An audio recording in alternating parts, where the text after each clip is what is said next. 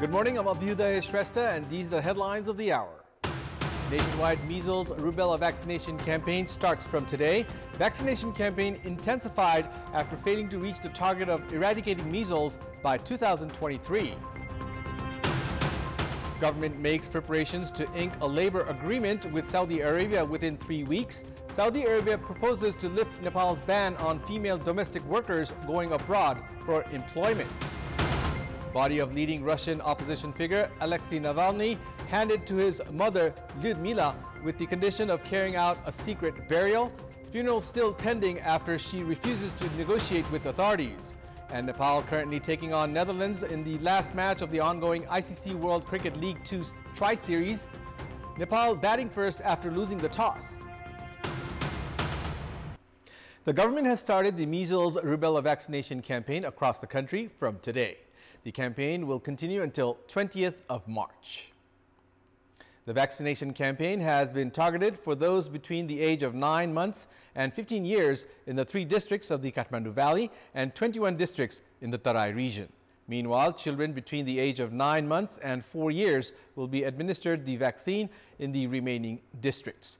The government has been conducting various other vaccination campaigns targeting children. The Ministry of Health has said that the vaccines will be provided for free and are completely safe. Nepal had been able to control the measles outbreak back in 2019. The ministry has said that the vaccination drive has been intensified as the disease has turned into an epidemic despite the government's target of eradicating measles by last year. Prime Minister Pushpa Kamal Dahal has been claiming of maintaining good governance regularly these days. He has reiterated that the government would not compromise on any issues regarding good governance. However, his actions contradict his words. Prime Minister Dahal, during the parliamentary party meeting of CPN Maoist Center held in Singhdarbar yesterday, said that a conclusion would be reached after studying the report on the Balkumari incident in Lalitpur. The commission formed by the government to probe into the Balkumari incident that claimed the lives of 2 youths termed Minister for Fiscal Infrastructure Prakash Jwala guilty. It has been 1 week since the report was submitted to Premier Dahal. However, he has yet to take action against Minister Jwala. This has started affecting the parliamentary proceedings as well.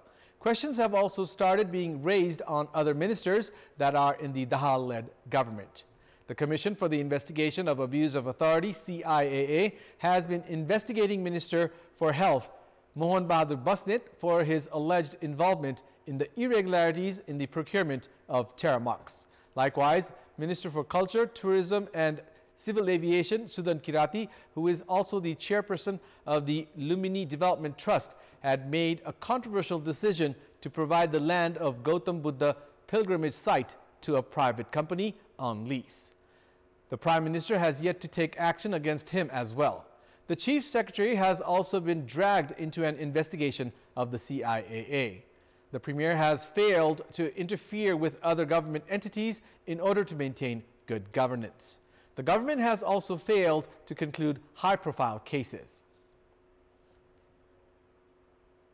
In our Public Voice segment, we had asked people in several provinces why Prime Minister Pushpa Kamal Dahal has not been able to relieve ministers who have failed to fulfill their duties and have been dragged into controversies. Let's take a look at what they had to say.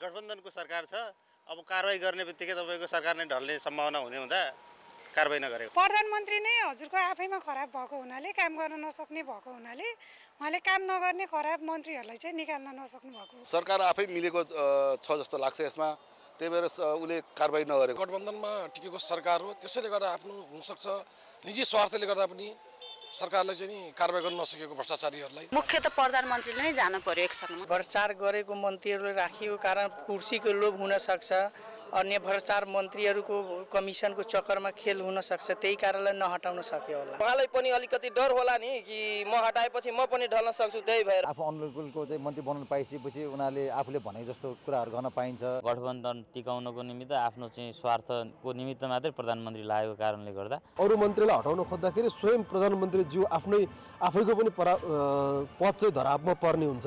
त्यो कारणले गर्दाखेरि नै हो भ्रष्टाचारी, देशद्रोही र स्वार्थमा निहित भएको कारणले गर्दाखेरि हाल प्रधानमन्त्रीले हटाउन सकिरहेको छैनन्। आफ्नै सरकार ढल्छ कि भन्ने अब प्रधानमन्त्रीलाई डर होला। अहिलेको सरकार भनेको गठबन्धनको सरकार छ, जसले गर्दाखेरि चाहिँ अब एकाधिकार निर्णय गर्न सकिन्न। मिलिजुली सरकार चलाइरहेछ, सब मिलिजुली बाटी खाइरहेछ।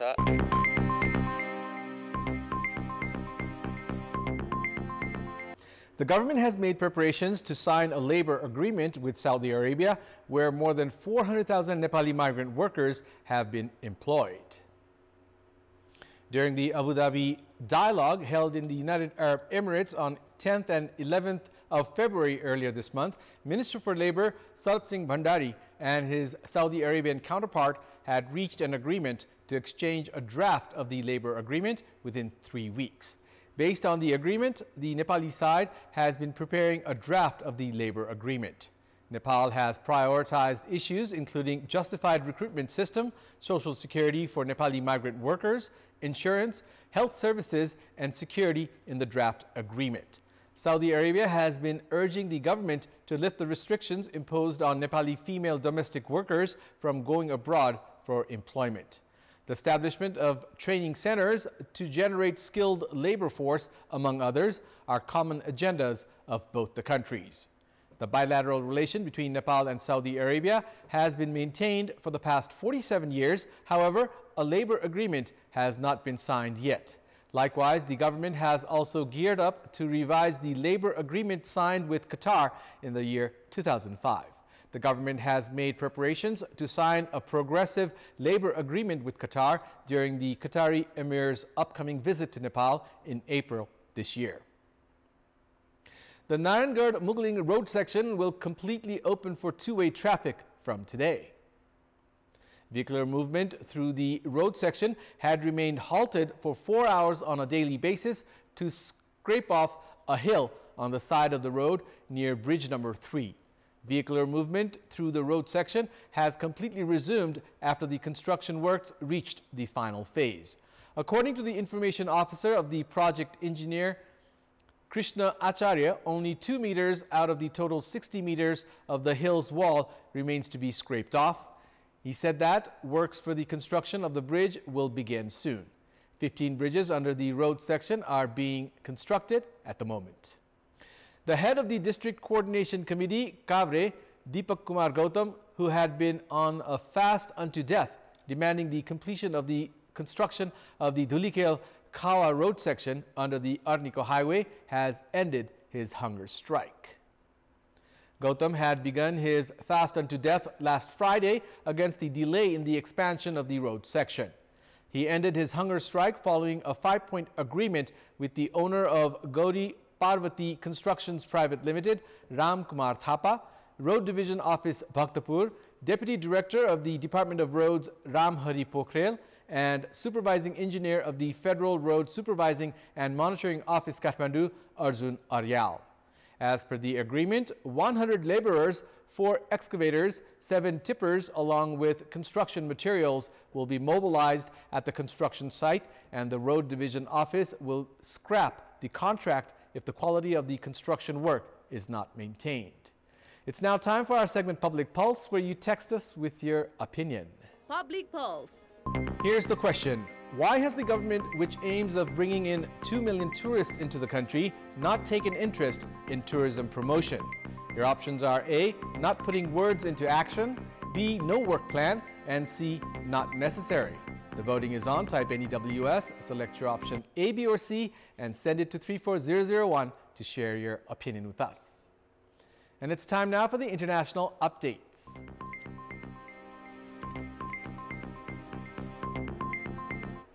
The body of leading Russian opposition figure Alexei Navalny has been returned to his mother. In a post on X, Navalny's spokesperson Kira Yarmish thanked everybody who had demanded that the authorities hand over his remains.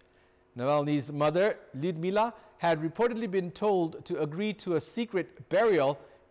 If she refused, he would be buried at the prison colony where he died. After signing a death certificate saying he had died of natural causes, she was then given 3 hours to agree to a secret funeral of her son. However, Lyudmila had apparently refused to negotiate with authorities. Yarmish said the funeral plans were still not clear, as they do not know yet if authorities will allow the family to carry out the funeral the way the family wants. She did not mention if the family will hold a public funeral. Earlier yesterday, Navalny's widow, Yulia Navalnaya, accused Russian President Vladimir Putin of holding her late husband's body hostage and demanded its release without conditions. Navalnaya again accused the Russian president of being behind the death of her husband. The Kremlin has denied the allegations, calling Western reaction to the death hysterical. Navalny died on 16th of February earlier this month in a Russian prison inside the Arctic Circle. U.S. and British forces carried out strikes against more than a dozen Houthi targets in Yemen yesterday, the latest round of military action against Iran-linked group that continues to attack shipping in the region. Britain's Royal Air Force released a video yesterday set to show Typhoon fighter jets taking off to carry out the strikes, as well as Voyager tanker aircraft. The United States has carried out near-daily strikes against the Houthis, who control the most populous parts of Yemen, and have said their attacks on shipping are in solidarity with Palestinians as Israel strikes Gaza. The strikes have so far failed to halt the Houthis' attacks, which have upset global trade and raised shipping rates. A joint statement from countries that either took part in these strikes or provided support said the military action was against 18 Houthi targets across 8 locations in Yemen, including underground weapons and missile storage facilities, air defense systems, radars, and a helicopter. The group's military spokesperson, Yahya Sarria, said in a televised speech yesterday, Yemen's Iran-aligned Houthis also targeted MV Torm Thor, a U.S.-flagged owned and operated oil tanker in the Gulf of Aden. German Foreign Minister Annalena Baerbock said on an unannounced visit to Odessa yesterday that her country was still discussing whether to supply long-range weapons to Ukraine. Foreign Minister Baerbock made the comment at a joint news conference with her Ukrainian counterpart, Dmytro Kuleba, on the second anniversary of Russia's military invasion of Ukraine. Ukrainian leaders have been pushing their Western counterparts to deliver new weapons systems, above all longer-range missiles, to strike further behind Russian lines, such as U.S. ATACMS and Germany's Taurus. German lawmakers approved further military support for Ukraine last Thursday, including long-range weapon systems, but rejected a call by the opposition to deliver Taurus cruise missiles to Kiev. German officials have cited concerns that the missiles could escalate the war inside Russian territory and could be seen as more direct German involvement in the conflict. Israeli police arrested 18 people after using water cannon to disperse anti-government protesters in Tel Aviv yesterday. The protest in the city's Kaplan Junction was aimed at Israel's Prime Minister Benjamin Netanyahu and his government over its handling of the war in Gaza and its impact on relations with neighboring Arab countries. Police said those arrested will be charged with disorderly conduct. A short distance from the protest, thousands held a vigil for the hostages. Netanyahu's national security advisor said the Israeli war cabinet will be briefed by negotiators who held mediated talks in Paris on a possible Gaza truce. Hamas has previously conditioned freeing the 130 hostages it still holds on Israel, freeing thousands of jailed Palestinian militants, and calling off the Gaza offensive, which medical officials in the enclave say has killed around 30,000 people. Israel has publicly balked at such a large-scale prisoner release and says any halt to fighting would be temporary as it intends to dismantle Hamas, an Islamist faction sworn to its destruction, by broadening the war to hold out areas of Gaza. According to Israeli tallies, the Hamas attack on October 7 killed some 1,200 people. The militants also seized 253 hostages, though more than 100 of them were freed in a short-lived November truce. And now, before wrapping up, here's a look at the top stories once again. Nationwide measles rubella vaccination campaign starts from today. Vaccination campaign intensified after failing to reach the target of eradicating measles by 2023. Government makes preparations to ink a labor agreement with Saudi Arabia within 3 weeks. Saudi Arabia proposes to lift Nepal's ban on female domestic workers going abroad for employment. Body of leading Russian opposition figure Alexei Navalny handed to his mother Lyudmila with the condition of carrying out a secret burial. Funeral still pending after she refuses to negotiate with authorities. And Nepal currently taking on Netherlands in the last match of the ongoing ICC World Cricket League 2 Tri-Series. Nepal batting first after losing the toss. That's all for the moment. Thank you for watching. Have a good day.